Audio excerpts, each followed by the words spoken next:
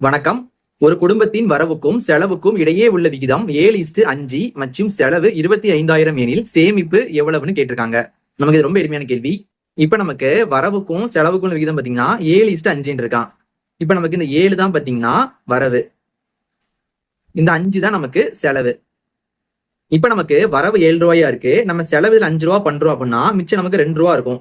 இந்த 2 ரூபா தான் நமக்கு சேமிப்பா இருக்கும், அப்படிதானே? இந்த சேமிப்பு தான் நமக்கு என்னன்னு கேட்டிருக்காங்க. நமக்கு கேள்வியில செலவுங்கிறது 25,000 கொடுத்துட்டாங்க, சரியா? செலவுங்கிறது நமக்கு எவ்வளவு இருக்குன்னா 25,000 ரூபாய் இருக்குது. இந்த 25,000 ரூபாங்கிறது நமக்கு வரவோட 5 பங்கு, அப்படிதானே? வரவோட 5 பங்கு தான் நமக்கு 25,000 ரூபாய். அப்ப நமக்கு ஒரு பங்கு என்னவா இருக்கும்? நம்ம அதை கண்டுபிடிக்க ரெண்டையுமே கட் பண்ணலாம் பாருங்க. 4 5 5 5 25, மிச்சம் நமக்கு 3 0 இருக்கு, அப்புறம் 3 0 போட்டுக்கலாம். அப்ப நமக்கு ஒரு பங்குனா 5,000 ரூபாய் கிடைக்குது. நமக்கு தேவையான சேமிப்புங்கிறது நமக்கு 2 பங்கு இருக்குதான். அப்ப நமக்கு தேவையானது 2 பங்குனா எவ்வளவு கண்டுபிடிக்கணும். நமக்கு ஒரு பங்கு 5,000 ரூபானா 2 பங்குனா எவ்வளவு இருக்கும்? 2ஆல பெருக்கும்போது நமக்கு 10,000 ரூபாய் வரும். அப்ப நமக்கு இந்த 10,000 ரூபாய் தான் சேமிப்புன்னு அர்த்தம். இது நமக்கு ஆப்ஷன் B ல இருக்குதா? இதே மாதிரி வரவு நமக்கு எவ்வளவு வருதுன்னு நீங்க கீழே கமெண்ட் பண்ணுங்க.